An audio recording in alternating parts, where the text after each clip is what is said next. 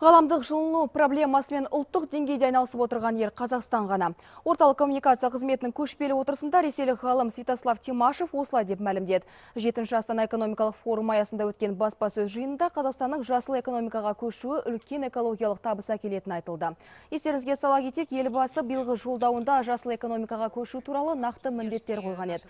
Сосын жасыл экономиканы енгізу жөнінде тұжырымдама мемлекет басшысының қолымен бекуінің өзі біздің елдің игілікті іске түбегейлі бет бұрған байқатады. Брифингте бизнестің табиғаттан да табыс табуына болатыны сөз етілді.